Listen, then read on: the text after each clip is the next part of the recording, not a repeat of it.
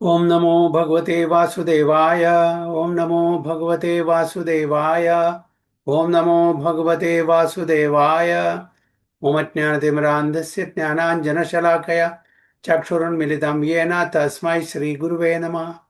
श्रीचैतन्यमनोभीष्टं स्थापितं येन भूतले स्वयं रूपा कदा मह्यं ददाति सुपदान्तिकं वन्देऽहं श्रीगुरों श्रीयुतपदकमलं श्रीगुरों वैष्णवांश्च श्रीरूपं साग्रजातं सगणरघुनाथान्वितं तं सजीवं साद्वैतं सावधूतं परिजनसहितं कृष्णचैतन्यदेवं श्रीराधाकृष्णपादान् सगणललिता शिविशाखान्वितंश्च ये कृष्णा करुणा सिन्धु दीनबन्धो जगत्पते गोपेश गोपिका कान्त राधा कान्त नमोस्तुते तप्त काञ्चन गौरांगी राधे वृंदावनेश्वरी वृषभानुसुते देवी प्रणमामि हरिप्रिये वाञ्छाकल्पतरुभ्यश्च कृपा सिन्धुभ्येव च पतितानां पावनेभ्यो वैष्णवेभ्यो नमो नमः।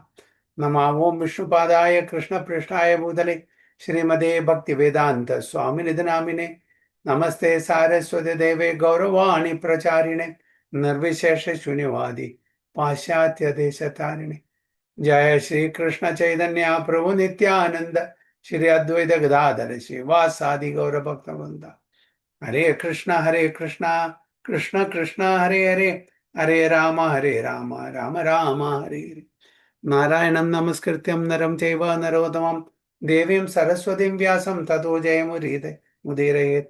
अष्टप्रायेषु भद्रेषु नित्यं भागवत सेवया भगवती उत्तमश्लोके भक्तिर्भवति नैष्टिकी मूकं करोति वाचालं पङ्गुं लङ्घायते गिरिं यत्कृपातमहं वन्दे श्रीगुरुं दीनतारिणं परमानन्दमाधवं श्रीचैतन्यमीश्वरं योऽन्तः प्रविश्य मम वाचां मां प्रसूक्तां सञ्जीवयति अखिलशक्तिधरसुधाम्नां अन्यां च हस्तचरणश्रवणत्वगादीन् प्राणां नमो भगवते पुरुषाय तुभ्यं।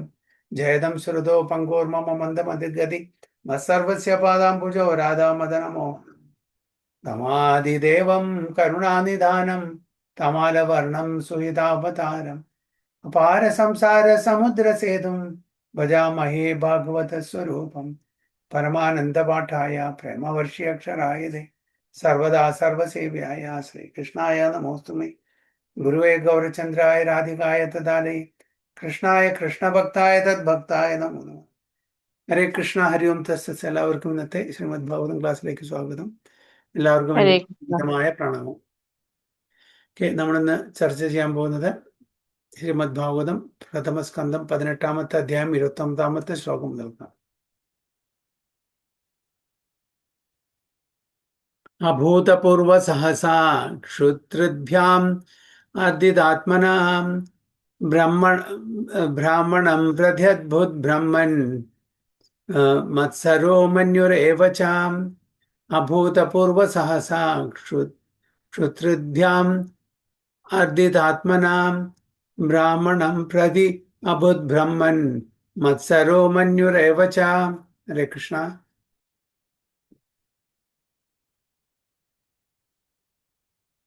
ഹരേ കൃഷ്ണ. हरे कृष्ण. പ്രഭുജി പ്രണാം. ഓം നമോ ഭഗവതേ വാസുദേവായ. അഭൂതപൂർവ സഹസാ ക്ഷുത്തുർഭ്യാമർദ്ദിതാത്മനാഃ ബ്രാഹ്മണം പ്രത്യുഭൂത് ബ്രഹ്മൻ മത്സരോ മന്യുരേവ ച. വിവർത്തനം വായിക്കണം പ്രഭു. വായിക്കൊള്ളു. ഹരേ കൃഷ്ണ. വിവർത്തനം ശ്രീല പ്രഭുപാദിക്ക് ജയ്. ഹേ ബ്രാഹ്മണ ശ്രേഷ്ഠരെ, സാഹചര്യങ്ങൾ രാജാവിനെ അത്യന്തം വിശപ്പും ദാഹമുള്ളവനാക്കി തീർക്കുകയും രാജാവ് തന്റെ കോപവും ഈർഷ്യയും ബ്രാഹ്മണശ്രീയുടെ നേർക്ക് പ്രകടിപ്പിക്കാനുള്ള അത്ഭുതപൂർവമായ സാഹസം കാട്ടി. ഹരേ കൃഷ്ണ.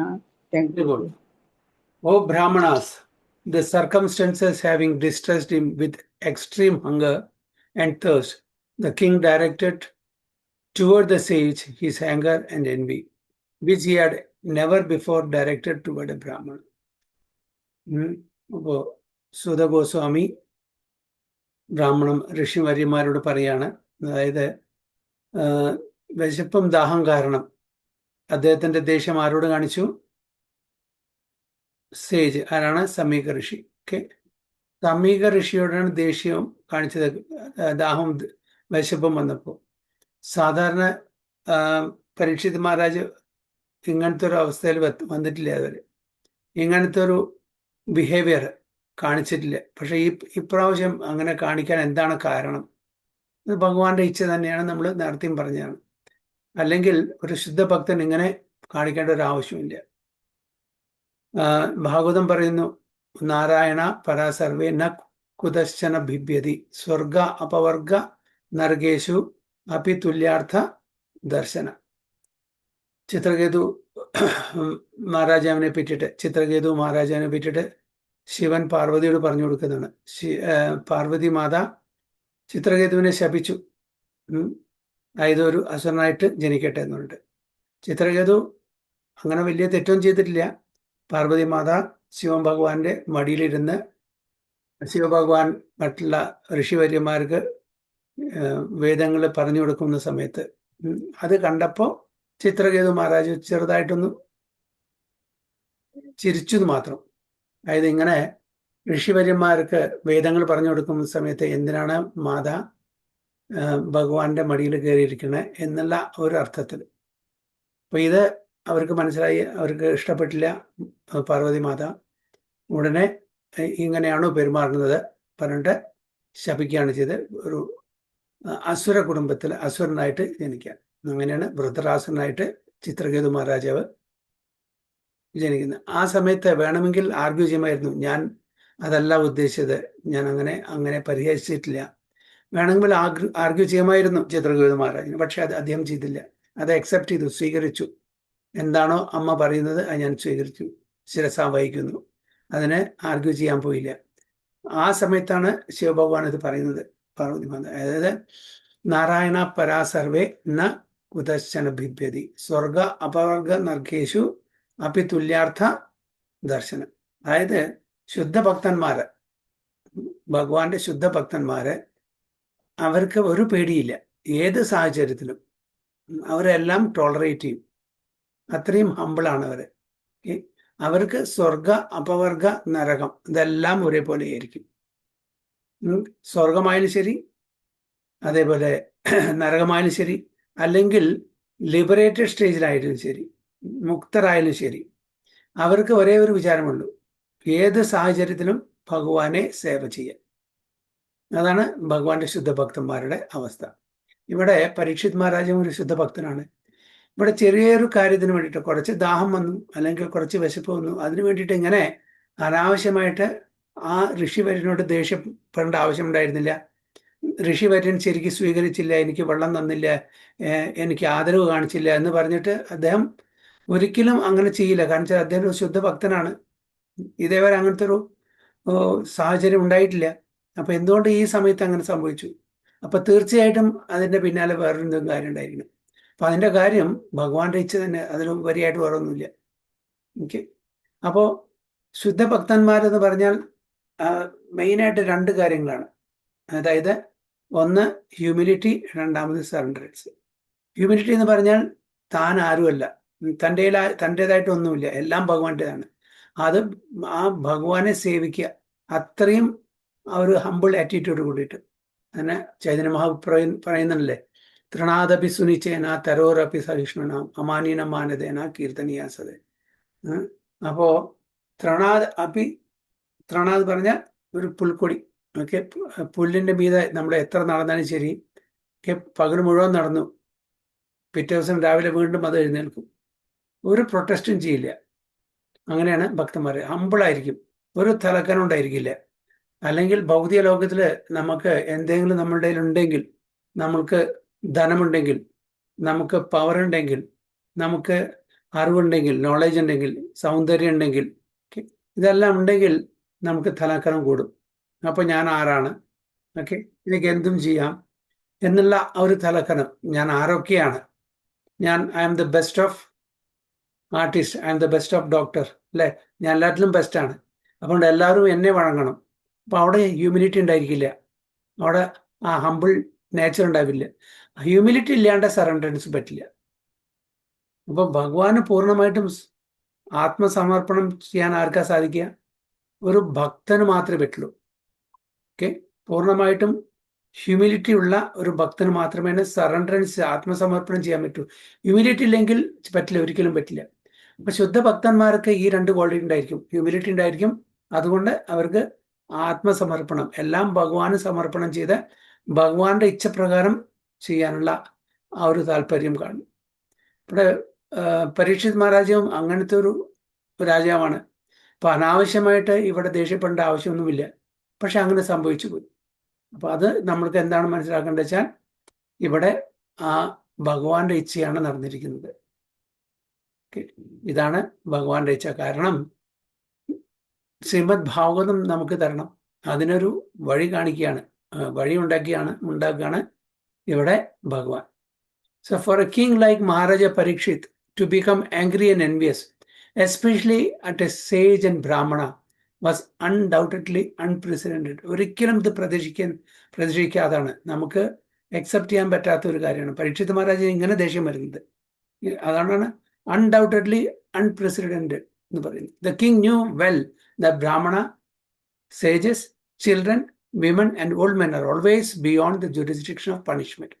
അപ്പൊ ഇവരെല്ലാം സംരക്ഷിക്കേണ്ടത് ഒരു രാജാവിന്റെ കടമയാണ്. ബ്രാഹ്മണന്മാരെ, ഋഷിവര്യന്മാരെ, കുട്ടികളെ, സ്ത്രീകളെ, അതേപോലെ വൃദ്ധരെ, ഇവരെല്ലാം സംരക്ഷിക്കേണ്ട കടമ ബ്രാഹ്മണന്മാർക്കാണ്. അപ്പോൾ ഇതാരാണ്? ബ്രാഹ്മണനാണ്, സേജാണ്. അപ്പോൾ അവരോട് ദേഷ്യപ്പെടേണ്ട ഒരു കാര്യമില്ല. അതെല്ലാം നന്നായിട്ട് അറിയാം. എന്നിട്ടും അങ്ങനെ സംഭവിച്ചുകൊണ്ട് ആണ് ഇവിടെ പറയുന്ന പ്രഭാത പർപ്പോട്ടില്. Similarly the king, even though he commits a great mistake, is never to be considered a wrong doer. അപ്പോൾ വേറൊരു സ്റ്റേറ്റ്മെന്റ് കൂടി പ്രഭാത് പറയുന്നത്, രാജാവ് അങ്ങനെ ഒരു മിസ്റ്റേക്ക് വരുത്തിയാലും ഒരു തെറ്റുകാരനായിട്ട് നമുക്ക് കാണാൻ പാടില്ല. But in this case Maharaja Parikshit became angry and envious at the sage due to his thirst and hunger by the will of God. വളരെ ക്ലിയർ ആണ്. ഭഗവാന്റെ ഇച്ഛപ്രകാരമാണ് മഹാരാജ പരീക്ഷിതന് ആ സമയത്ത് ദേഷ്യവും അതേപോലെ ഒരു ശത്രുത. എന്തുകൊണ്ട് ശത്രുത? കാരണം സേജ്, സമീക ഋഷി വേണ്ടുന്ന വിധത്തില് രാജാവിനെ സ്വീകരിച്ചില്ല എന്നുള്ള ആ ശത്രു. The king was right to punish his subject for coldly receiving him or neglecting him, but because the culprit was a sage and brahmana, it was unprecedented. അപ്പൊ കിങ്ങിന് വേണമെങ്കിൽ, രാജാവിന് വേണമെങ്കിൽ പണിഷ് ചെയ്യാം. കാണിച്ചാൽ അദ്ദേഹം ചക്രവർത്തി സാമ്രാട്ടാണ്. അദ്ദേഹത്തിന് വേണ്ടുന്ന പോലെ ആദരിച്ചിട്ടില്ലെങ്കിൽ തീർച്ചയായിട്ടും പണിഷ് ചെയ്യാനുള്ള, ശിക്ഷ കൊടുക്കാനുള്ള ആ ഒരു പവർ, ആ റൈറ്റ്, അവകാശം അദ്ദേഹത്തിനുണ്ട്. പക്ഷേ as the Lord is never envious of anyone, so also the Lord's devotee is never envious of him. ഭഗവാൻ ഒരാളോടും ഒരു എൻവിയസും ഇല്ല. ഓക്കെ, അതേപോലെ തന്നെ ഭഗവാന്റെ ഭക്തന്മാർക്കും ഒരാളോടും എൻവിയസ് ഇല്ല. യുധിഷ്ഠിര മഹാരാജാവിന് അജാത ശത്രു എന്നാണ് പറയുന്നത്. യുധിഷ്ഠിര മഹാരാജാവ് ഒരു ശുദ്ധ ഭക്തനാണ്. അദ്ദേഹത്തിന് ഒരാളും ശത്രുത ഇല്ല, ഒരാളോടും ശത്രുത ഇല്ല. മറ്റുള്ളവർക്ക് യുധിഷ്ഠിര മഹാരാജാവിനോട് ശത്രുത ഉണ്ടായേക്കാം ചിലപ്പോൾ, അത് പാർക്കാൻ. പക്ഷെ യുധിഷ്ഠിര മഹാരാജ് ഒരാളെയും ശത്രുക്കളായിട്ട് കാണുന്നില്ല അദ്ദേഹത്തിന്. അതുകൊണ്ട് അജാത ശത്രു എന്നുള്ള ഒരു പേര് കൂടിയുണ്ട്, അല്ലെ? അപ്പൊ ഭഗവാൻ ഭഗവത്ഗീതയിൽ പറയുന്നുണ്ട്, സമോ അഹം സർവഭൂതേഷു നമേ ദേശു സ്ഥിനാ പ്രിയ ഏ ഭജന്തി തു മാം ഭക്തിയാ മയി തേ തേഷു ചാപ്യഹം. സമോ അഹം സർവഭൂതേഷു, എല്ലാവരോടും, മനുഷ്യരോട് മാത്രമല്ല എല്ലാ ജീവജാലങ്ങളോടും ഞാൻ സമമാണ്, ഈക്വലാണ്. എനിക്ക് പ്രത്യേകിച്ച് ഒരാളോടും ഒരു പ്രിയമില്ല, അതേപോലെ യാതൊരു വെറുപ്പുമില്ല, ദ്വേഷ്. സമോ അഹം സർവഭൂത ന മേ ദേശസ്തി നാ പ്രിയ, ഒരാളോടും പ്രിയമില്ല, ഒരാളോടും ദ്വേഷ് എന്ന് പറഞ്ഞാൽ വെറുപ്പുമില്ല, എല്ലാവരോടും ഈക്വലാണ്.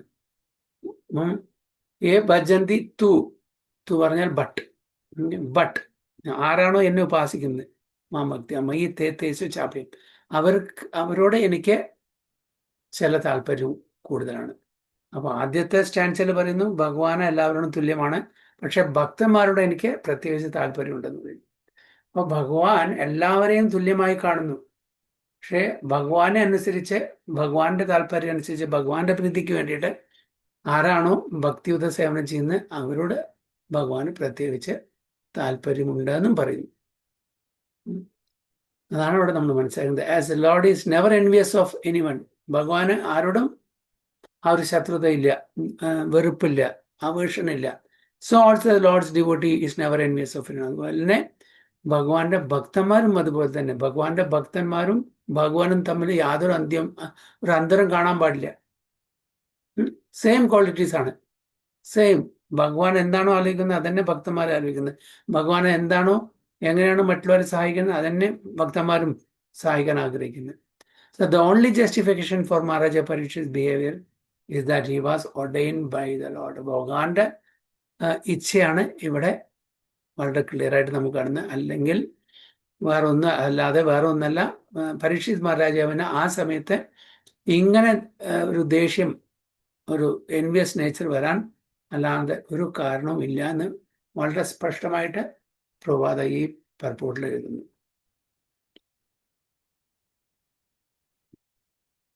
ടെക്സ്റ്റ് 30. സതു ബ്രഹ്മഋഷേർ അംസേ ഗദാസും ഉരഗം ഋഷാം വിനിർഗച്ഛൻ ധനുസ്കോട്യ നിധായ പുരം ആഗത. സതു ബ്രഹ്മഋഷേർ അംസേ ഗദാസും ഉരഗം ഋഷാ വിനിർഗച്ഛം ധനുസ്കോട്യ നിധായ പുരമാഗത. ഹരേ കൃഷ്ണ.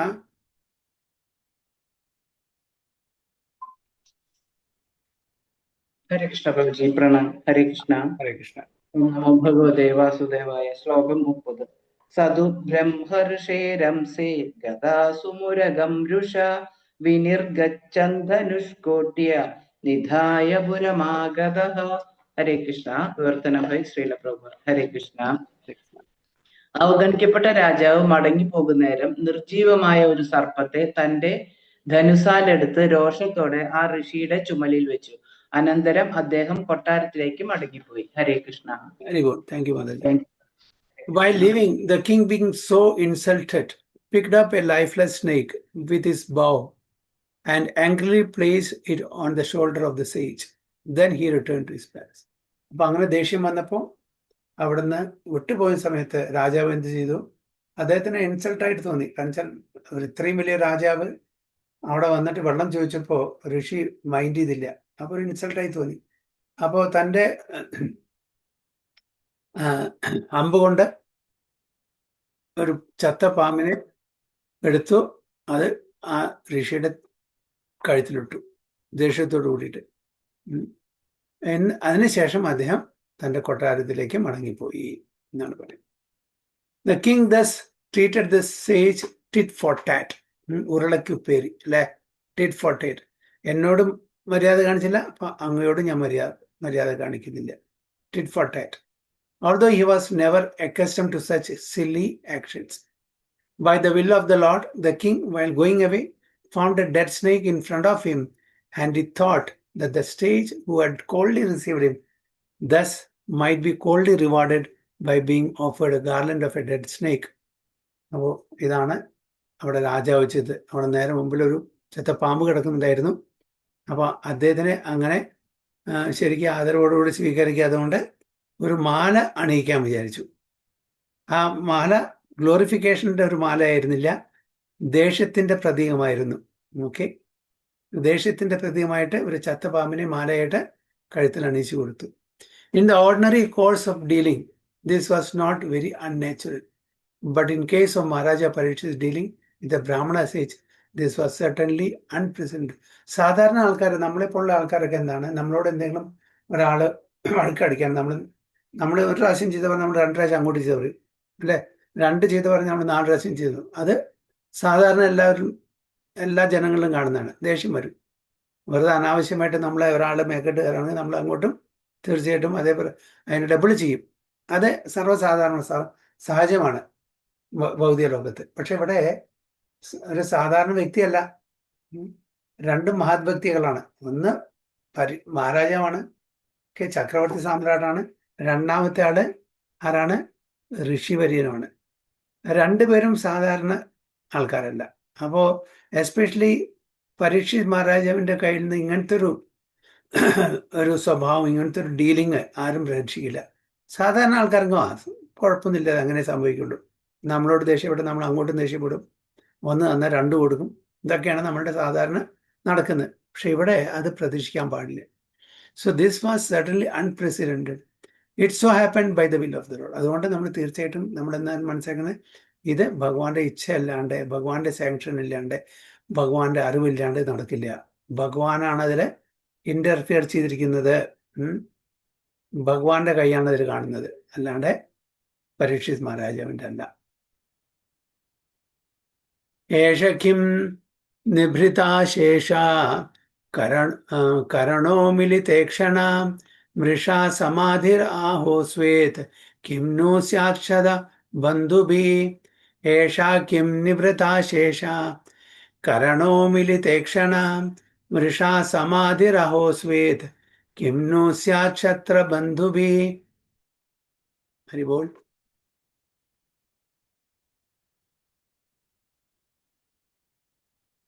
ഹരേ കൃഷ്ണ. ഹരേ കൃഷ്ണ. ആരും വായിക്കില്ല, പ്രഭു വായിക്കട്ടെ? വായിച്ചോളൂ. ഹരേ കൃഷ്ണ. ഓം നമോ ഭഗവതേ വാസുദേവായ. ഏഷാ കിം നിഭൃതാശേഷകരണോ മിലീതേക്ഷണഃ മൃഷാ സമാധിരാഹോസ്തി കിം നോ സ്യാത് ക്ഷത്രബന്ധുഭീഹ. ഹരേ കൃഷ്ണ. വിവർത്തനം ശ്രീല പ്രഭുപാദ് കി ജയ്. യഥാർത്ഥത്തിൽ ഋഷി ഇന്ദ്രിയങ്ങളെ ഏകാഗ്രമാക്കി നേത്രങ്ങൾ അടച്ച് ധ്യാനിക്കുകയായിരുന്നോ, അതോ ബ്രാഹ്മണ കുലത്തേക്കാൾ താഴ്ന്ന ക്ഷത്രിയ കുലജാതനായ തന്നെ സ്വീകരിക്കുന്നത് ഒഴിവാക്കാൻ കപടമായ സമാധിയിലായിരുന്നുവോ എന്ന് കൊട്ടാരത്തിലേക്ക് മടങ്ങും വഴി അദ്ദേഹം പര്യാലോചന ചെയ്യാനും സ്വയം തർക്കിക്കാനും തുടങ്ങി. ഹരേ Krishna. ഹരിബോൾ.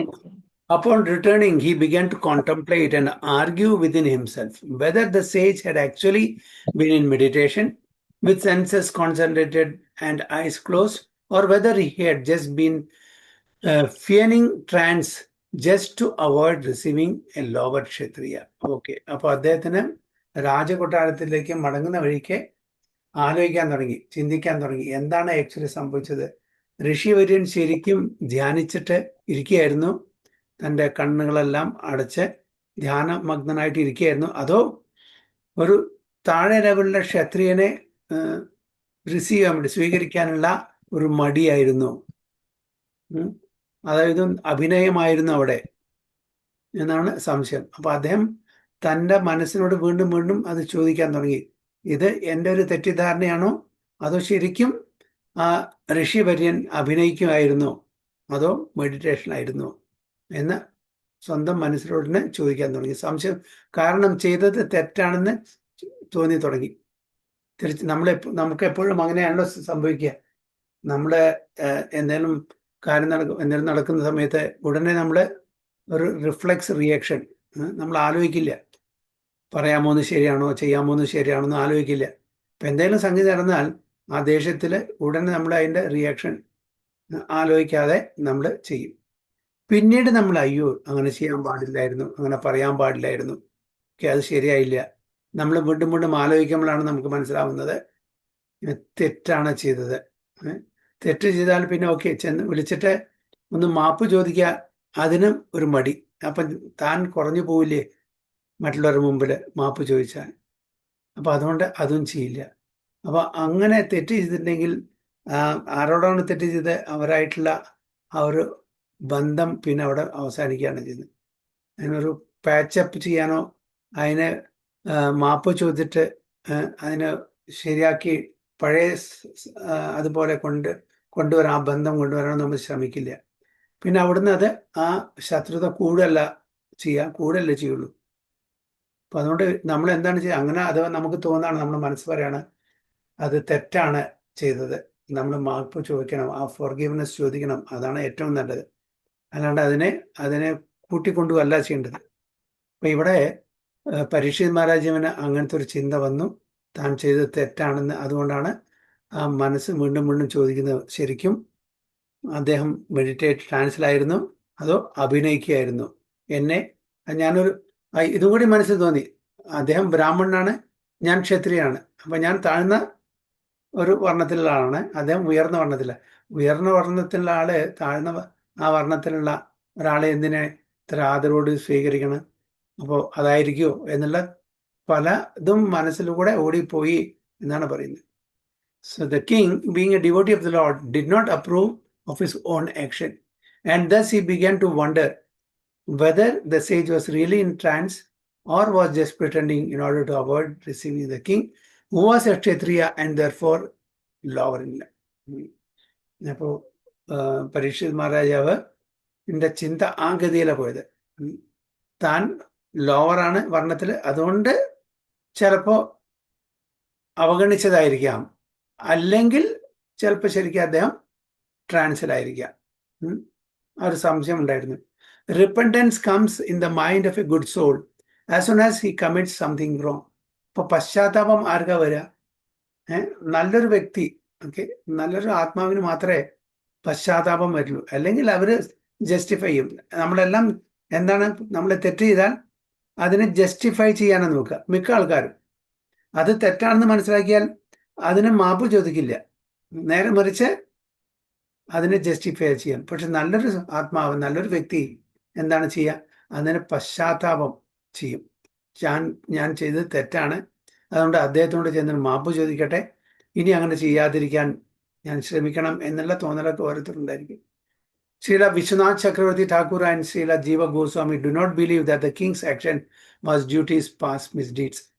The arrangement was so made by the Lord just to call the king back home, back to order. അപ്പം നമ്മുടെ ചില ആൾക്കാർ പറയുമ്പോൾ ഇതെല്ലാം പരീക്ഷിത് മഹാരാജിന്റെ പൂർവ്വജന്മ കർമ്മത്തിന്റെ ഫലമായിട്ടായിരിക്കാം എന്ന് നമ്മൾ ചിലപ്പോൾ പറയും. കർമ്മഫലം തീർച്ചയായിട്ടും വരാം, പക്ഷെ ഇവിടെ സംഭവിച്ചത് പരീക്ഷിത് മഹാരാജാവിന്റെ പൂർവ്വ കർമ്മ ഫലമല്ല എന്ന് ശ്രീല വിശ്വനാഥ് ചക്രവർത്തി ഠാക്കൂറും ശ്രീല ജീവ ഗോസ്വാമിയും പറയുന്നു. കാരണം അവരെ ആചാര്യന്മാരാണ്. അവരുടെ ആ ഒരു മെഡിറ്റേഷനിൽ അവർക്ക് മനസ്സിലായത് എന്താണ്? തീർച്ചയായിട്ടും ഇത് ഭഗവാന്റെ ഒരു ലീലയാണ്. എന്തിന്? പരീക്ഷിത് മഹാരാജുവിനെ തിരിച്ച് തൻ്റെ ധാമിലേക്ക് കൊണ്ടുപോകാനുള്ള ലീല മാത്രമാണ്. അപ്പൊ അതുകൊണ്ട് അതാണ് ശരി, അല്ലാണ്ട് അദ്ദേഹത്തിന്റെ കർമ്മപരമല്ല എന്ന് തീർത്ത് നമുക്ക് വിശ്വസിക്കാം. According to Srila Vishwanath Chakravarti, the plan was made by the will of the Lord, and by the will of the Lord, situation of frustration was created. അപ്പോൾ ഈ പ്ലാന് ഭഗവാന്റെ ആഗ്രഹത്തോടെ ഉണ്ടാക്കുന്നത്. അപ്പൊ അതുകൊണ്ട് പരീക്ഷിത് മഹാരാജാവിന് അങ്ങനെ ഒരു ക്ലേശാവസ്ഥ ഉണ്ടാക്കി കൊടുത്തതും ഭഗവാൻ തന്നെയാണ്. അല്ലെങ്കിൽ സാധാരണ കുറച്ച് വെള്ളം കുടിക്കാൻ തയ്ച്ചു, അല്ലെങ്കിൽ വിശപ്പ് ഉണ്ടെങ്കിൽ ഇങ്ങനെയൊന്നും പെരുമാറേണ്ട ഒരു കാര്യമില്ല. സാധാരണ വ്യക്തിയും കൂടിയും ഇങ്ങനെ പെരുമാറില്ല മിക്ക ഒരു ഇങ്ങനത്തെ ഒരു സർക്കംസ്റ്റൻസിൽ, സാധാരണ വ്യക്തി. അപ്പോൾ പരീക്ഷിത് മഹാരാജാവ് എങ്ങനെ ഈ ഒരു അവസ്ഥയിൽ ഇങ്ങനെ പെരുമാറി? അതാണ് ഇവിടെ ചോദ്യം. The plan was that for a so called misdeed the king could be cursed by an inexperienced Brahmana boy infected by the influence of Kali, and thus the king would leave his earth and home for good. അതാണ് ഭഗവാന്റെ plan. അപ്പൊ ഇങ്ങനെ സംഭവിച്ചു കഴിഞ്ഞാൽ ഒരു inexperience ആയ ബ്രാഹ്മണൻ, ഒരു ബ്രാഹ്മണ ബാലൻ ബൈ ദ ഇൻഫ്ലുവൻസ് ഓഫ് കലിയാണ്, infected by the influence of Kali. ആ കലിയുഗത്തിന്റെ ഇൻഫ്ലുവൻസ് കാരണം ആ ഒരു ബ്രാഹ്മണ ബാലൻ അദ്ദേഹത്തിനെ ശപിക്കും. അങ്ങനെ പരീക്ഷിത് മഹാരാജാവ് തൻ്റെ രാജകുടുംബവും വീടും എല്ലാം ഉപേക്ഷിച്ചിട്ട് എന്തിനു പോവും? ഭഗവാന്റെ ഭഗവത് സാക്ഷാത്കാരത്തിന് വേണ്ടിയിട്ട് ശ്രമിക്കും. അതാണ് പ്ലാന്. ഭഗവാന്റെ പ്ലാനാണ് ഇവിടെ പറയുന്നത്. Prabhupada His connections with Srila Sukadeva Goswami would enable the presentation of the great Srimad Bhagavatam, which is considered to be the book incarnation of the God. അപ്പോൾ സുത ഗോസ്വാമിയോടെ ശൗനകാദി ഋഷികളെ ഒരുപാട് ചോദ്യം ചോദിച്ചു. അതിലൊരു ചോദ്യം എന്തായിരുന്നു? അതായത് ഭഗവാൻ സ്വധാമത്തിലേക്ക് പോയപ്പോൾ ധർമ്മം ആരെ ആശ്രയിച്ചു? അല്ലേ? ധർമ്മം പോയില്ലേ? ഭാഗവതത്തിനെ. അപ്പൊ ആ ഭാഗവത്തിന്റെ മാനിഫെസ്റ്റേഷൻ ഇവിടെ ആവശ്യമാണ്. അപ്പൊ ഭാഗവതം നമുക്ക് തരാൻ വേണ്ടിയിട്ട് ഇങ്ങനൊരു ഡ്രാമ കളിച്ചതാണ് ആര്? അതിന് തൻ്റെ ശുദ്ധഭക്തനായിട്ടുള്ള പരീക്ഷിത് മഹാരാജാവിനെ അവിടെ ഉപയോഗിച്ചു ഒരു ഉപകരണമായിട്ട്. കാരണം രണ്ടും കൂടി ഒരു കോയിൻസിഡൻസ് ആണ്, രണ്ടും കൂടി ഒത്തു വന്നു. ഒന്ന്, പരീക്ഷിത് മഹാരാജാവിനെ തിരിച്ചു കൊണ്ടുപോകണം, ശുദ്ധഭക്തനാണ്, അദ്ദേഹത്തിന്റെ സമയമായി. അതേ സമയത്ത് ഭാഗവതം നമുക്ക് തരും വേണം. ഇപ്പൊ ഒരു വെടിക്ക് രണ്ട് പക്ഷി, രണ്ടും സംഭവിച്ചു. അതിന് വേണ്ടിയിട്ടുള്ള ഒരു ഡ്രാമയാണ് ഇവിടെ ഭഗവാൻ കളിക്കുന്നത്. His connections with Srila Sukadeva Goswami would enable the presentation of the great Srimad Bhagavatam, which is considered to be the book incarnation of the Lord. The book incarnation of the Lord gives much fascinating information of the transcendental pastimes of the Lord, like Rasa Leela with the spiritual covered damsels of Rajmi. അപ്പോൾ ഈ ഗ്രന്ഥം okay, ഈ ശ്രീമദ് ഭാഗവതം ഭഗവാന്റെ ഒരുപാട് ലീലകള് നമുക്ക് പറഞ്ഞു തരും. Especially ഗോപികമാരായിട്ടുള്ള രാസലീല വ്രജഭൂമിയിൽ നടക്കുന്നത്. This specific pastimes of the Lord has a special significance because anyone who properly learns about this particular pastimes of the Lord certainly be dissuaded from mundane sex desire and be placed in the path of sublime devoted service to Lord. അപ്പൊ എന്താണ് ഇത്രയും പ്രാധാന്യം ഇതിന് കൊടുക്കുന്നത്? വ്രജഭൂമിയിലെ രാസലീല ശുദ്ധ ഭക്തന്മാര് spiritual ഇൻക്ലിനേഷനുള്ള ആ ഭക്തന്മാർ ഇത് വായിക്കുമ്പോൾ അതിന്റെ സ്പെഷ്യൽ സിഗ്നിഫിക്കൻസ് എന്താണ്? anyone who properly learns about this particular pastime will certainly be dissuaded. അവർക്ക് സാധാരണ ആ മെയിൽ ഫീമെയിൽ റിലേഷനിലുള്ള ആ ഒരു ഭൗതികമായിട്ടുള്ള തൃഷ്ണ ഉണ്ടാവില്ല. അവർക്ക് എന്തായിരിക്കും ആഗ്രഹം? ഭഗവാന്റെ ഭക്തിയോടായിരിക്കും ആഗ്രഹം. The pure devotee's mundane frustration is meant to elevate the devotee to a higher transcendental position. അപ്പോൾ ഭാഗവതത്തിന് മാത്രമേ സാധിക്കുള്ളൂ. അതായത് ഈ ഭൗതിക ലോകത്ത് നിന്ന് ആധ്യാത്മിക ലോകത്തിലേക്ക് ഉയർത്താൻ വേണ്ടിയിട്ട് ഭാഗവതത്തിന് നമ്മളെ പ്രേരിപ്പിക്കാൻ പറ്റുള്ളൂ. By placing Arjuna and the Pandavas in frustration due to the intrigue of their cousin brothers, the prelude of the battle of Kurukshetra was created by the Lord. അപ്പോൾ ഇവിടെ വേറൊരു ഉദാഹരണം കൂടി പറയുന്നത്, അർജുനനെയും പാണ്ഡവന്മാരെയും അങ്ങനത്തെ ഒരു സിറ്റുവേഷനിൽ ഭഗവാൻ കൊണ്ട് എത്തിച്ചു. അവർ എന്താണ് സിറ്റുവേഷൻ? രണ്ടുപേരും പാണ്ഡവന്മാരും കൗരവന്മാരും തമ്മിലുള്ള ഒരു ഫ്രിക്ഷൻ, അതായത് ഒരു സ്വരച്ചേർച്ച ഇല്ലായ എന്തിനു വേണ്ടിയിട്ട്? രാജ്യത്തിന് വേണ്ടിയിട്ട്. അങ്ങനെ അവിടെ ഫൈറ്റിംഗ് ആയി. അപ്പോൾ ഇതായിരുന്നു കുരുക്ഷേത്ര യുദ്ധം തുടങ്ങാനുള്ള ഒരു prelude. It was created by the Lord. This was to incarnate the sound representation of the Lord. അപ്പോൾ ഈ ഒരു ഫ്രിക്ഷനാണ്, ഈ ഇവർ രണ്ട് ഫാമിലി തമ്മിലുള്ള ആ ഒരു സ്വരച്ചേർച്ച ഇല്ലായ്മയാണ് എന്തിൻ്റെ ഒരു ശ്രീമദ് ഭഗവത്ഗീതയുടെ മാനിഫെസ്റ്റേഷന്റെ കാരണം. ഭഗവത്ഗീത നമുക്ക് കിട്ടാൻ അർജുനാണ് കാരണം. ആ അർജുനന്റെ ഗ്രാൻഡ് സനാണ് ആരെ? പരീക്ഷിത് മഹാരാജ്. പരീക്ഷിത് മഹാരാജാവാണ് ശ്രീമദ് ഭാഗവതം കിട്ടാനുള്ള കാരണം. രണ്ടും ഒരേ ഫാമിലിയിൽ നിന്ന് അല്ലേ.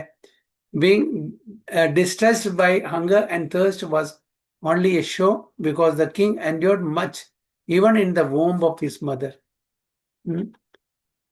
എന്താണ് പറയുന്നത്? Being distressed by hunger and thirst was only a show.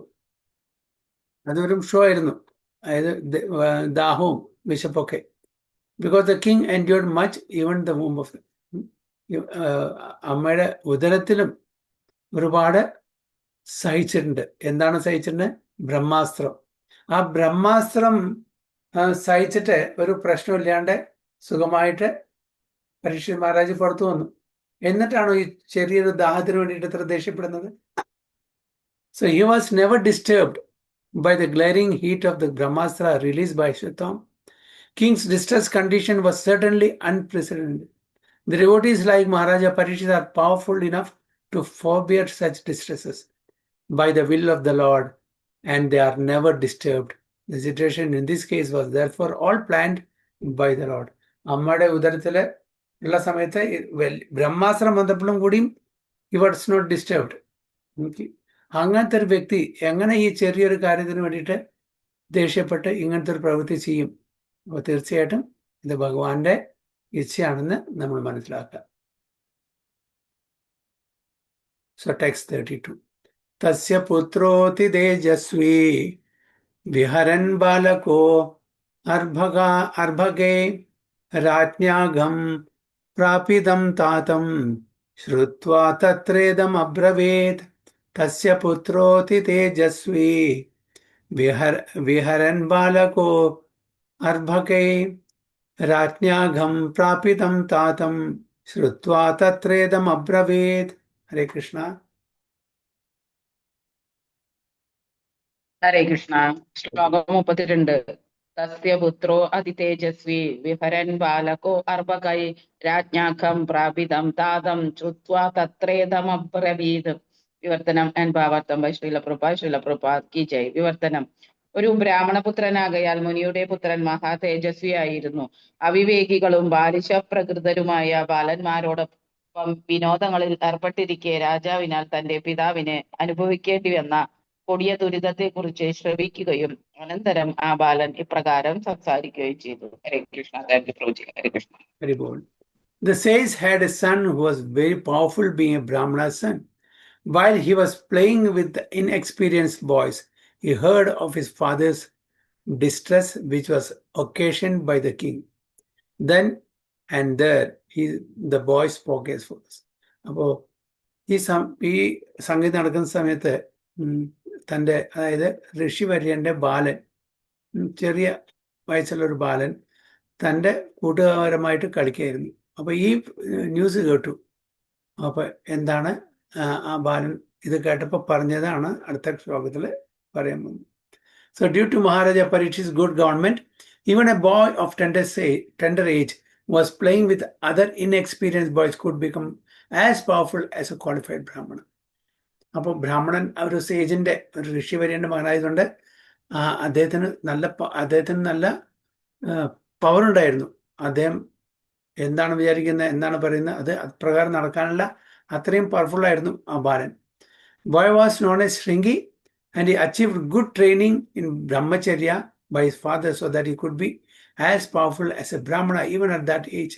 ബ്രഹ്മചര്യത്തിൽ അദ്ദേഹത്തിന് നല്ല ഒരു ട്രെയിനിങ് കൊടുത്തിട്ടുണ്ടായിരുന്നു തൻ്റെ അച്ഛൻ. അതുകൊണ്ട് തൻ്റെ അച്ഛനെ പോലെ തന്നെ ഒരു പവർഫുൾ ബ്രാഹ്മണനായിരുന്നു ആ ഏജിൽ, ബാല്യാവസ്ഥയിൽ. But because the age of Kali was seeking an opportunity to spoil the cultural heritage of the four orders of life, the inexperienced boy gave a chance for the age of Kali to enter the field of Vedic culture. അപ്പോൾ ഇവിടെ കലി personality, കലി പുരുഷന്റെ എൻട്രിയും കൂടിയും അത്യാവശ്യമാണ്. കാരണം കലിയുഗം തുടങ്ങി.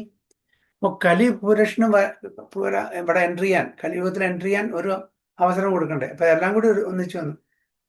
പരീക്ഷിത് മഹാരാജിന് തിരിച്ചു പോകണം, ഭാഗവതം തരണം, കലിക്ക് ഇവിടെ കലിയുഗത്തിൽ എൻട്രി വേണം. അപ്പോൾ അതിന് ആരെ ഉപയോഗിച്ചു? ഈ ശൃംഗി ബ്രാഹ്മണ ബാലനെ ഉപയോഗിച്ചു. അപ്പോൾ ബ്രാഹ്മണ ബാലന് ദേഷ്യം വരാൻ കാരണം എന്താണ്? അതും ഭഗവാന്റെ ഇച്ഛയാണ്. അതായത് തൻ്റെ അച്ഛനെ ഇങ്ങനെ പരിഹസിച്ചില്ലേ, ഇങ്ങനെല്ലാം കാണിച്ചില്ലേ, അതുകൊണ്ട് ഞാൻ പരീക്ഷിത് മഹാരാജന് വെറുതെ വിടില്ല, ഞാൻ ശപിക്കും എന്നുള്ള ഒരു ഇത് വന്നത്, അത് കലിയുടെ ഇൻഫ്ലുവൻസ് ആണ്. കലിക്ക് ഇവിടെ വരണമെന്നുണ്ടെങ്കിൽ എന്തെങ്കിലും ഒരു കാരണം വേണ്ടേ. അപ്പൊ ആ ഒരു കാരണം ഇവിടെ ശൃംഗിയായി തീർന്നു മാത്രം, ഭഗവാന്റെ ആഗ്രഹപ്രകാരം. കാരണം opportunity to spoil the culture heritage of 4 orders of life. എന്താണ് 4 orders ഓഫ് ലൈഫ്? എന്തൊക്കെയാണ്? എന്താണ് 4 orders ഓഫ് ലൈഫ്?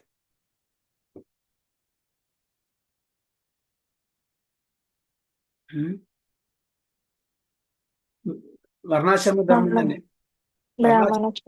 വർണ്ണാശ്രമധർമ്മം അല്ലേ? അപ്പോ അതിനെ നശിപ്പിക്കണം, ബ്രാഹ്മണ, ക്ഷത്രിയ, വൈശ്യ, ശൂദ്ര, ബ്രഹ്മചര്യ, ഗൃഹസ്ഥ, വാനപ്രസ്ഥ, സന്യാസ, ഇതൊക്കെ വർണ്ണാശ്രമം അല്ലേ? അപ്പൊ ഇതിനെ നശിപ്പിക്കണം കലികാലത്തില്. അതുകൊണ്ടാണ് കലികാലത്തില് ഇതൊന്നും ശരിക്കും നടക്കുന്നില്ല. പ്രോപ്പർ വർണ്ണാസില്ല, പ്രോപ്പർ ആശ്രമമില്ല അല്ലേ? ശരിക്കുള്ള ബ്രാഹ്മണന്മാരുണ്ടോ? ഇല്ല. ശരിക്കുള്ള ക്ഷത്രിയന്മാരുണ്ടോ? ഇല്ല. ശരിക്കുള്ള വൈശ്യന്മാരും ഇല്ല. എല്ലാവരും ശൂദ്രനോ അല്ലെങ്കിൽ ശൂദ്രന്റെ താഴെയാണ്. അതേപോലെ ബ്രഹ്മചര്യം ഇല്ല. ഗൃഹസ്ഥാശ്രമത്തിലെ ആൾക്കാരെല്ലാം കറപ്റ്റഡ് ആണ്. ബ്രഹ്മചര്യം ഫോളോ ചെയ്യുന്ന ആൾക്കാരില്ല. വാനപ്രസ്ഥം ഇല്ല, സന്യാസവും ഇല്ല. സന്യാസം വർജിച്ചിരിക്കുകയാണ് അല്ലേ കലിയുഗത്തില്. ബ്രഹ്മചര്യം, സന്യാസം, ഗവാലംബം ഒക്കെ, അതായത് ഇത് ഗോയജ്ഞ, അശ്വമേധയജ്ഞ,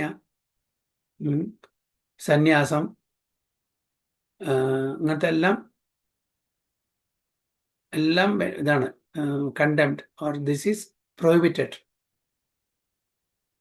അപ്പൊ അതുകൊണ്ട് ഈ 4 വർണ്ണങ്ങളും 4 ആശ്രമങ്ങളും ഇപ്പൊ ഇല്ല ഈ കലികാലത്തിൽ. അപ്പൊ അത് കേടുവരുത്തിയത് ആരാണ്? കലിയുടെ എൻട്രൻസ്, കലിയുടെ പ്രവേശനം. ആ കലിക്ക് പ്രവേശനം കൊടുക്കാൻ ആരെ ഭഗവാൻ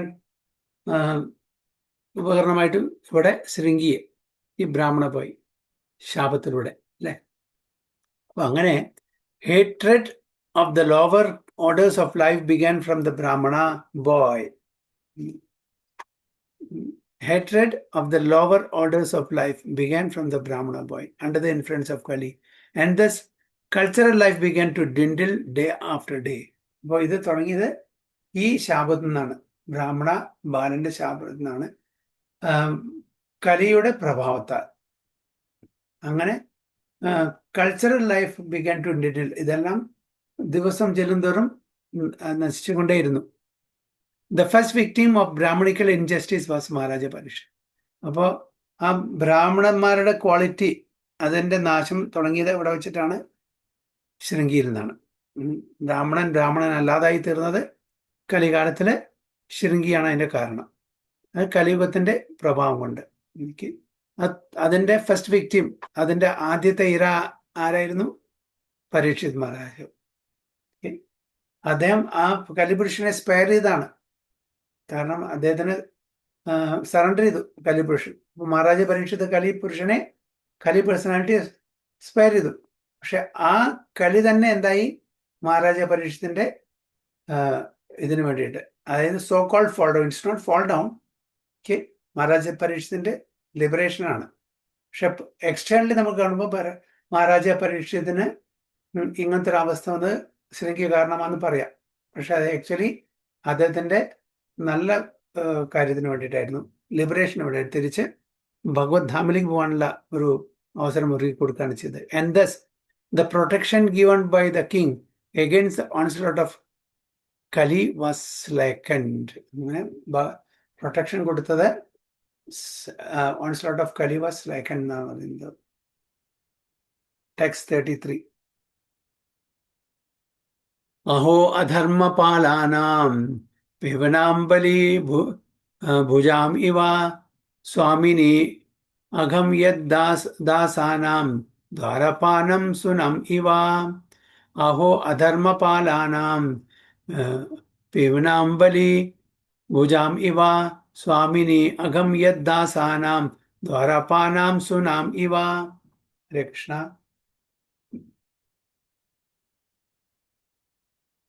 ഹരേ കൃഷ്ണ.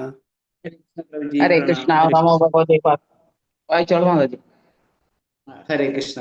ഓം നമോ ഭഗവതേ വാസുദേവായ. ശ്ലോകം 33. അഹോ അധർമ്മപാലാനാം പീവ്നാംബലിഭുജാമിവ സ്വാമിന്യഘം യഥാസാനാം ദ്വാരപാനാം ശുനാമിവ.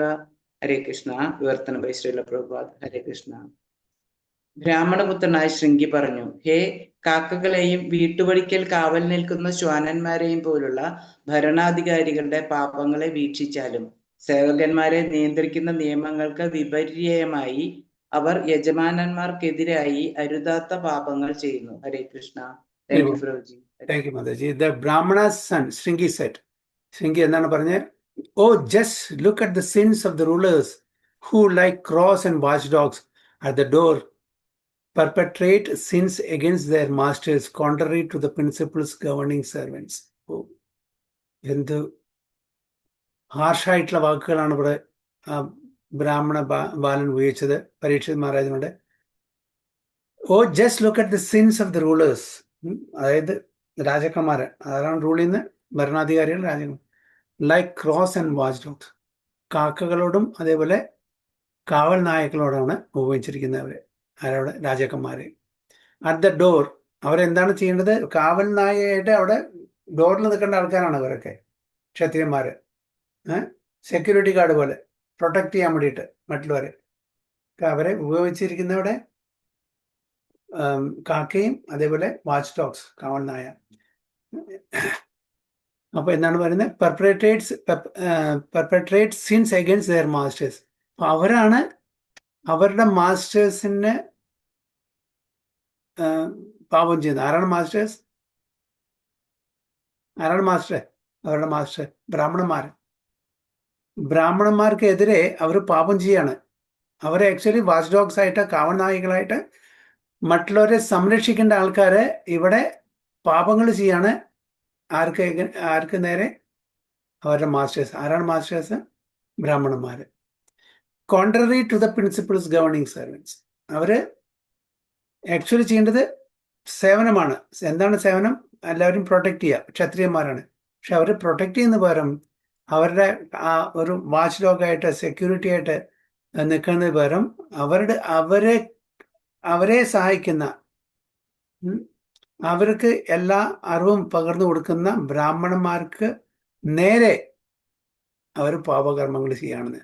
എന്താണ് കണ്ടില്ലേ? അവന്റെ അഹങ്കാരം കണ്ടില്ലേ? തന്റെ മാസ്റ്ററുടെ കഴുത്തിലെ ചത്ത പാമ്പിന് ഇട്ട് കൊടുത്തു. എന്തൊരു ധിക്കാരമുണ്ട് എന്നാണ് ചോദിക്കുന്നത്. അതാണ് ഇവിടെ പറയുന്നത്. Brahmanas are considered to be the head of the brain of the social body. Kshatriyas are considered to be the arms of the social body. നമുക്കറിയാം, അതായത് ഒരു ഈ വർണ്ണാശ്രമധമം, അതിൽ ബ്രാഹ്മണ, ക്ഷത്രിയ, വൈശ്യ, ശൂദ്ര. ഇപ്പം നമ്മളൊരു ശരീരമായിട്ട് കാണുമെങ്കിൽ ഹെഡ്, തലഭാഗം അത് ബ്രാഹ്മണനും, കൈ അല്ലെങ്കിൽ നമ്മുടെ ചെസ്റ്റ് അത് ക്ഷത്രിയനും, ഉദരം വൈശ്യനും, കാല് ശൂദ്രം. അങ്ങനെയാണ്. അപ്പോൾ ബ്രാഹ്മണന്മാർ ഇന്റലിജന്റ് ക്ലാസ്, അവരാണ് ബ്രെയിൻ, തല. ഓക്കെ. കൈകൾ, ബാഹുബലം. ഓക്കെ. അതാർക്കാണുള്ളത്? അത് ക്ഷത്രിയന്മാർക്ക്. അവരാണ് റൂളിംഗ് ക്ലാസ്, അഡ്മിനിസ്ട്രേറ്റീവ് ക്ലാസ്. പിന്നെ ശൂദ്രന്മാര്,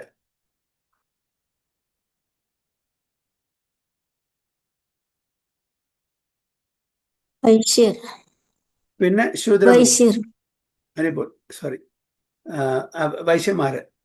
വൈശ്യന്മാര് ഗോരക്ഷ, കൃഷി, വാണിജ്യം എന്ന് ചെയ്യുന്ന ആൾക്കാരാണ്. അത് കഴിഞ്ഞിട്ട് 3 വർണ്ണത്തിനെയും സപ്പോർട്ട് ചെയ്യാൻ വേണ്ടിയിട്ട് ആരാണ്? അതാണ് ശൂദ്രന്മാര്. അപ്പോൾ ഇതാണ് ഇവിടെ പറയുന്നത്. ഇവിടെ സമീക ഋഷി ബ്രാഹ്മണനാണ്, പരീക്ഷിത് മഹാരാജാവ് ക്ഷത്രിയനാണ്. അപ്പോൾ ക്ഷത്രിയൻ ആ ബ്രാഹ്മണനെ അവഹേളിച്ചു, ഇൻസൾട്ട് ചെയ്തു എന്നാണ് ബ്രാഹ്മണപാലൻ പറയുന്നത്. So that's a natural arrangement made by the supreme order. For it is confirmed in the Bhagavad Gita that 4 social orders or castes, namely the Brahmana, the Kshatriya, Vaishyas and the Shudras, are set up according to quality and work done by them. Okay. Chadurvarnyam Maya Srishtam Guna Karma Vibhagasha. ഗുണത്തിന്റെയും കർമ്മത്തിന്റെയും അടിസ്ഥാനത്തിലാണ് 4 വർണ്ണങ്ങൾ ഉണ്ടാക്കിയതെന്ന് ഭഗവാൻ തന്നെ പറയുന്നു ഭഗവത്ഗീതയിൽ, അല്ലെ? Naturally, the son of a Brahmana has a good chance to become a Brahmana by the direction of his qualified father. As a son of a medical practitioner, has a very good chance to become qualified a medical practitioner. പ്രഭാത വളരെ നന്നായിട്ട് ഇവിടെ പറയുന്നുണ്ട്. ഒരു ബ്രാഹ്മണന്റെ വീട്ടിൽ ജനിക്കുന്ന ഒരു കുട്ടി തീർച്ചയായിട്ടും ബ്രാഹ്മണനാവാനുള്ള എല്ലാ അവസരവും ആ ബാലന് കിട്ടും. കാരണം വെച്ചാൽ അച്ഛൻ ബ്രാഹ്മണനാണെങ്കിൽ ആ ബ്രാഹ്മണിക്കൽ ക്വാളിറ്റീസ് മകനും കിട്ടും, ചാൻസ്. പക്ഷേ നിർബന്ധമില്ല, അങ്ങനെ ആയിക്കോളും നിർബന്ധമില്ല. കിട്ടാനുള്ള എല്ലാ അവസരമുണ്ട്.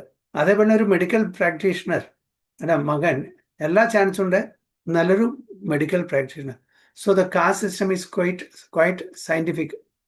The son must take advantage of the father's qualification and thus become a Brahmana or medical practitioner and not otherwise. അതുകൊണ്ട് ആ ഒരു സിറ്റുവേഷൻ, ആ ഒരു അവസരം നമ്മൾ ശരിക്കും ഉപയോഗിച്ചിട്ട് ഒരു നല്ലൊരു ബ്രാഹ്മണനായിട്ട് അല്ലെങ്കിൽ ഒരു നല്ലൊരു മെഡിക്കൽ പ്രാക്ടീഷണറായിട്ട് നമുക്ക് ആയിത്തരാൻ പറ്റും. അതാണ് ചെയ്യേണ്ടത്. പക്ഷേ എല്ലാവരും അതേപോലെ ആയിക്കൊള്ളുന്നില്ല. എസ്പെഷ്യലി കലിയുഗത്തിൽ അത് ബുദ്ധിമുട്ടാണ്. മറ്റുള്ള യുഗത്തിൽ ചാൻസസ് കൂടുതലാണ്.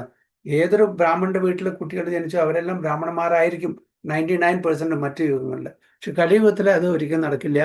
അതുകൊണ്ടാണ് ഗുണകർമ്മ വിഭാഗശ, ഗുണത്തിന്റെയും കർമ്മത്തിന്റെയും അടിസ്ഥാനത്തിലാണ് ഇത് ഉപയോഗിച്ചിട്ടുള്ളത്. മറ്റേ സമയത്ത് തീർച്ചയായിട്ടും ബ്രാഹ്മണന്റെ പുത്രൻ ബ്രാഹ്മണൻ തന്നെ, ആ ക്വാളിറ്റീസ് ഉണ്ടായിരിക്കും. മറ്റുള്ള യുഗങ്ങളിൽ വളരെ റയർ ആയിട്ടാണ് അതല്ലാതെ ആവുള്ളൂ. ഇവിടെ അങ്ങനെയല്ല. ഇവിടെ കൂടുതൽ ആവാനുള്ള ചാൻസ് ഇല്ല. ബ്രാഹ്മണന്റെ മകൻ ബ്രാഹ്മണനാവാൻ കലിയുഗത്തിൽ കുറവാണ് ചാൻസ്. വളരെ കുറച്ച് പേർക്ക് അങ്ങനെ ആവാനുള്ള ചാൻസ് ഉള്ളൂ. Without being qualified, one cannot become a Brahmana or medical practitioner, and that is the verdict of all scriptures and social orders. അപ്പോൾ ആ ഒരു ക്വാളിഫിക്കേഷൻ ഇല്ലാണ്ട് നമുക്കൊരു ബ്രാഹ്മണനാവാനും പറ്റില്ല, അതേപോലെ ഒരു മെഡിക്കൽ പ്രാക്ടീഷണർ ആവാനും പാടില്ല. അപ്പോൾ ഒരു ഡോക്ടറുടെ മകൻ ഡോക്ടറാണെന്ന് ഒരിക്കലും പറയാൻ പറ്റില്ല. അതേപോലെ ഒരു ബ്രാഹ്മണന്റെ മകൻ ബ്രാഹ്മണാണെന്ന് ഒരിക്കലും പറയാൻ പറ്റില്ല. അതിന് ക്വാളിഫിക്കേഷൻ വേണം. അതാണ് ഇവിടെ ഭഗവത്ഗീത ഭഗവാൻ പറഞ്ഞത് ഗുണകർമ്മ വിഭാഗശ.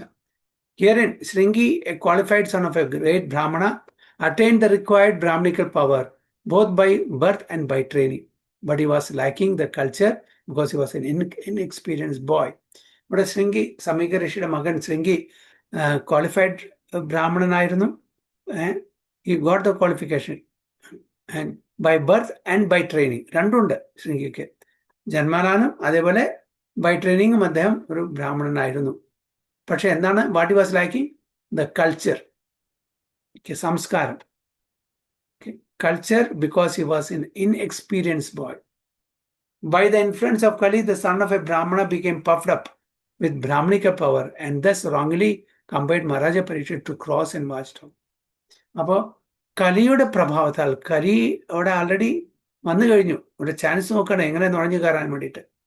അപ്പോൾ കലിയുടെ പ്രഭാവത്താൽ ആ ബ്രാഹ്മണ ബാലൻ ആ ഒരു തൻ്റെ ശക്തിയും ആ ബ്രാഹ്മണൻ എന്നുള്ള ആ ഒരു പവറും എല്ലാം കാരണം പഫ്ഡപ്പായി, എനിക്ക് ബ്രാഹ്മണിക്കൽ പവറുണ്ട്, എനിക്ക് അദ്ദേഹത്തിനെ ശപിക്കാനുള്ള കഴിവുണ്ട്. അങ്ങനെ അദ്ദേഹം കമ്പയർ ചെയ്തു ആരെ? മഹാരാജ പരീക്ഷിത്തിനെ. എന്തിനോട്? കാക്കകളോടും കാവൽ നായകളോടും. അവരുടെ ജോലി അതാണ്, കാവല് നിൽക്കുക, മറ്റുള്ളവരെ സംരക്ഷിക്കുക. അപ്പോൾ അത് സംരക്ഷണം തീർച്ചയായിട്ടും ക്ഷത്രിയന്മാർ. പക്ഷേ ഇങ്ങനെ ഒരു വാച്ച് ഡോഗ്സ്, കാവൽ നായ എന്ന് പറഞ്ഞ് അത്രയും അവഹേളിക്കേണ്ട ഒരു കാര്യം അവിടെ ഉണ്ടായിരുന്നില്ല. അതും എന്താണ്? കലിയുഗത്തിന്റെ പ്രഭാവത്താൽ അങ്ങനെ തോന്നിച്ചതും അങ്ങനെ പറയിച്ചതുമാണ്. The king is certainly the watchdog of the state in the sense that he keeps vigilant eyes over the border of the state for its protection and defense. But to address him as a watchdog is a sign of less cultured. തീർച്ചയായിട്ടും they are protecting all the human beings and other living beings also. മനുഷ്യരെ മാത്രമല്ല, ക്ഷത്രിയന്മാരെ എല്ലാവരും protect ചെയ്യേണ്ടതാണ്. അതന്നെയാണ് ഒരു വിഷയം. പക്ഷേ ഇങ്ങനെ ഒരു കാവൽ നായ എന്ന് പറഞ്ഞ് അവഹേളിച്ചിട്ട് അദ്ദേഹത്തിനെ അഡ്രസ് ചെയ്യുന്നത് കൾച്ചർലെസ് ആണ്. അതാണ് പറയുന്നത്. So let's culture both. Thus the downfall of the Brahmanical powers began as they gave importance to birthright without culture. അപ്പൊ അങ്ങനെയാണ് ബ്രാഹ്മണി കൾച്ചറിന്റെ ആ ഒരു അധപ്പതനം തുടക്കം കുറിച്ചത് ശൃംഗിയിൽ നിന്നാണ്. അപ്പോൾ as they gave importance to birthright without culture. അപ്പോൾ ആ ബർത്ത് റൈറ്റിന് മാത്രം പ്രാധാന്യം കൊടുക്കുന്നു ഇപ്പോഴും. ബ്രാഹ്മണ കുടുംബത്തിൽ ജനിച്ചു, ബർത്ത് റൈറ്റ്, പക്ഷെ ട്രെയിനിങ് ഇല്ല, കൾച്ചർ ഇല്ല. അവിടെ ബ്രാഹ്മണ ബാലന് ശൃംഗിക്ക് ബർത്ത് ഉണ്ടായിരുന്നു, അതേപോലെ ട്രെയിനിങ് ഉണ്ടായിരുന്നു. ഇന്നത്തെ ആൾക്കാർക്ക് ബർത്ത് മാത്രമേ ഉള്ളൂ, പക്ഷെ ട്രെയിനിങ്ങും ഇല്ല, കൾച്ചറും ഇല്ല. രണ്ടും ബോത്ത് ആർ ലോസ്റ്റ്.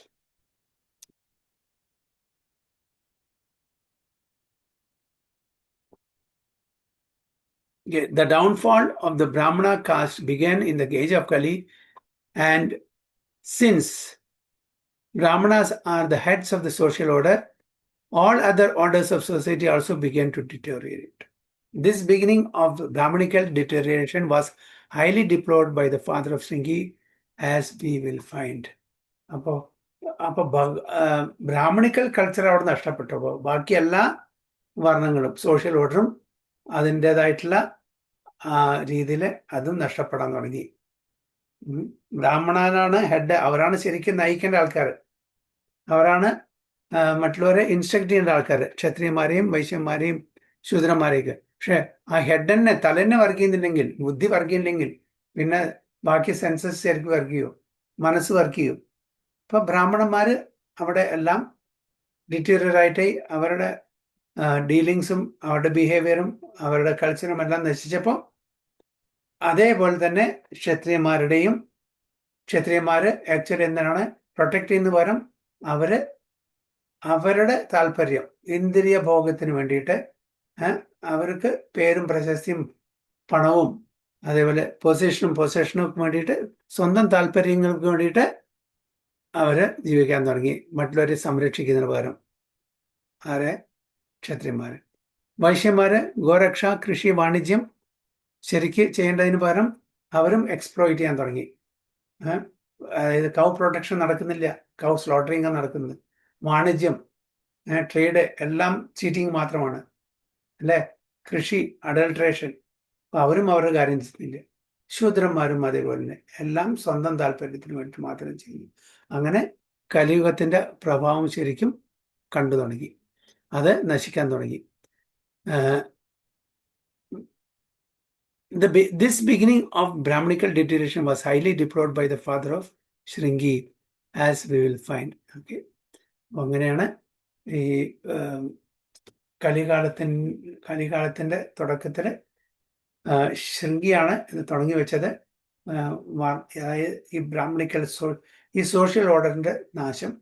അങ്ങനെ എല്ലാ സോഷ്യൽ ഓർഡറും ബ്രാഹ്മണ, ക്ഷത്രിയ, വൈശ്യ, ശൂദ്ര ഇതെല്ലാം ഡിറ്റീരിയേറ്റ് ചെയ്യാൻ തുടങ്ങിയതിന്റെ കാരണം ഈ ഒരു എപ്പിസോഡാണ് എന്ന് മനസ്സിലാക്കുക. ഹരേ കൃഷ്ണ. സോ ടെക്സ്റ്റ് 34 അടുത്ത ക്ലാസ്സിൽ. വാഞ്ചാകൽപതരുഭ്യശ്ച കൃപാ സിന്ധുഭ്യവച പതിതാനാം പാവനേഭ്യോ വൈഷ്ണവേഭ്യോ നമഃ. अनंत कोटि वैष्णव की जय. प्रभुपाद की जय. गुरु महाराज की जय. गो प्रेमानंदी. हरि हरि बोल. हरे कृष्णा.